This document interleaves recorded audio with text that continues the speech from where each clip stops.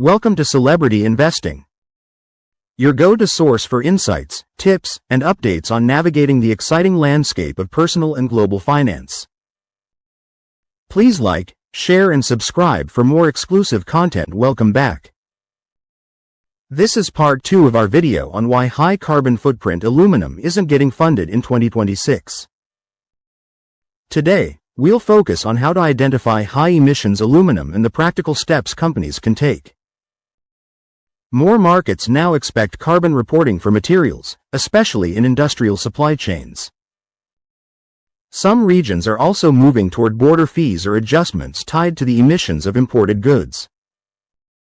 The details vary, but the business effect is consistent. If you can't prove your footprint, you may pay more, or lose access to better buyers. Unknown is its own problem. If a supplier can't provide reliable data, buyers may treat that gap as high risk and assign a worst-case footprint in their models. A simple scenario. A building products firm issues a bid request and asks for verified emissions per kilogram of aluminum. Two suppliers meet spec and price. One provides verified numbers and clear boundaries. The other sends a vague statement about being eco-friendly.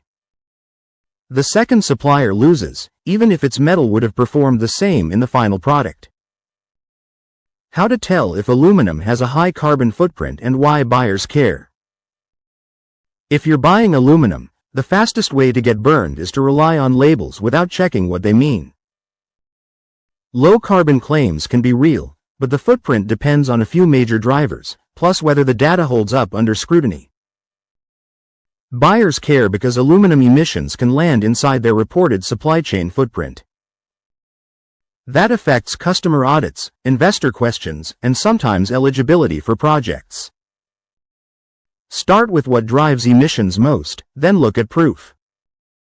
The biggest drivers are power source and smelter tech, not just recycling claims. The largest share of aluminum emissions often comes from electricity used in smelting.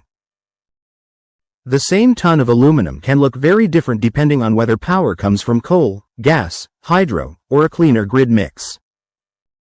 It also matters whether the aluminum is primary aluminum, made from mined ore, refined to alumina, then smelted, which is usually higher emissions because it includes more energy steps.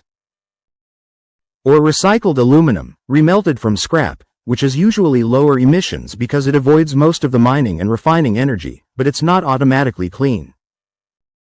A common trap.